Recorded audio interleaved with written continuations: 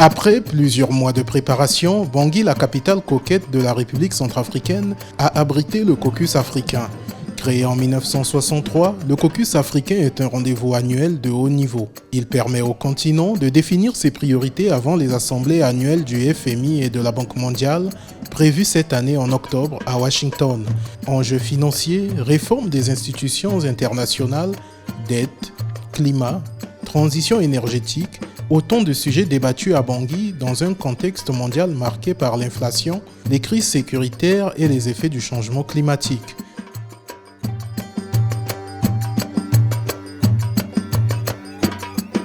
La République centrafricaine s'honore d'abriter les assises du caucus africain 2025.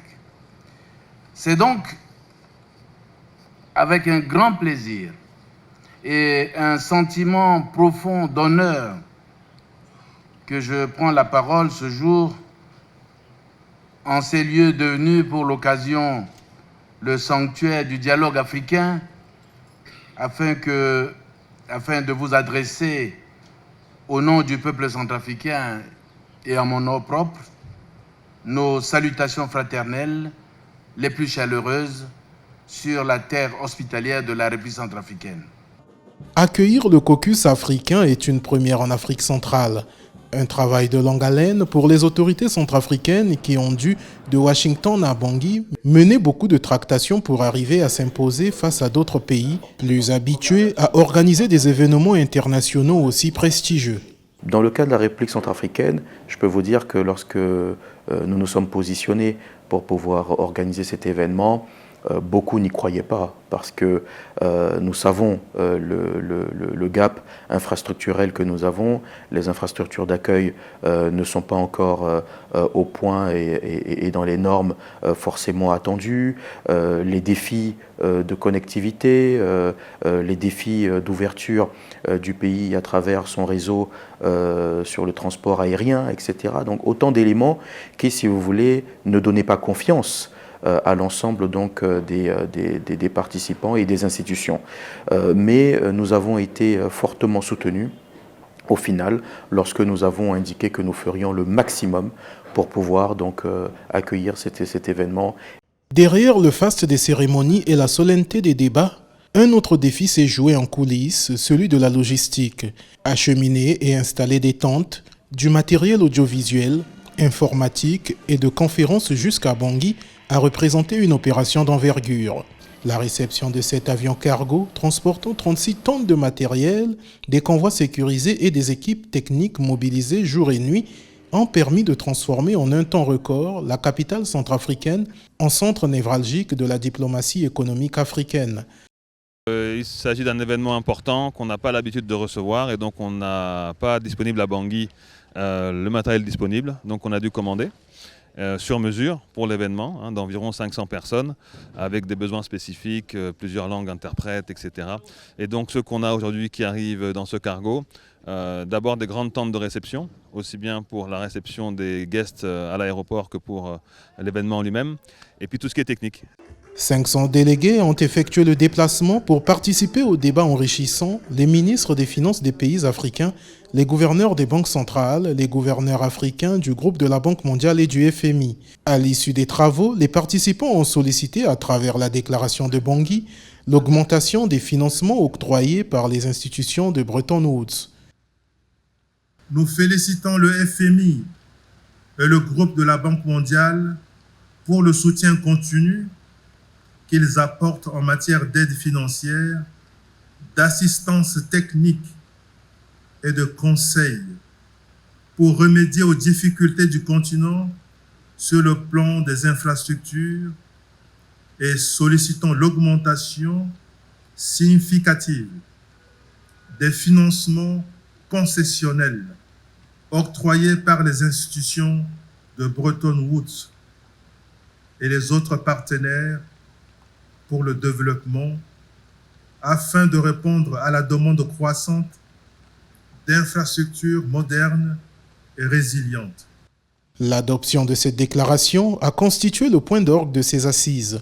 Un texte qui traduit la volonté commune des pays africains de plaider pour plus d'équité dans l'accès au financement international, pour un soutien accru aux économies fragilisées et pour la prise en compte des réalités africaines dans les politiques globales. Au terme de notre séjour de travail, je crois qu'on peut dire quand même assez clairement que la République centrafricaine a réalisé avec succès ses assises du caucus 2025 des gouverneurs du Fonds monétaire international et de la Banque mondiale qui sont africains. Je voulais profiter de l'occasion pour vraiment féliciter les autorités, remercier les autorités pour tout ce qui a été fait pour que ces travaux se tiennent, se déroulent et se terminent avec le succès éclatant qu'il faut lui reconnaître aujourd'hui. Au-delà des débats, cette rencontre a offert à la République centrafricaine une vitrine diplomatique de premier plan, car accueillir un événement d'une telle envergure constitue un signal fort de stabilité et d'ouverture, mais aussi une opportunité économique et politique pour Bangui. Nos jeunes sont la réponse à la crise démographique mondiale.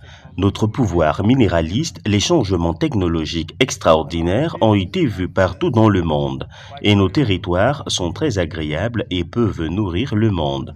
Mais ces solutions africaines, cette opportunité africaine, doivent être en termes africains, doivent bénéficier aux Africains et doivent catalyser la création de valeurs vraies sur le territoire africain.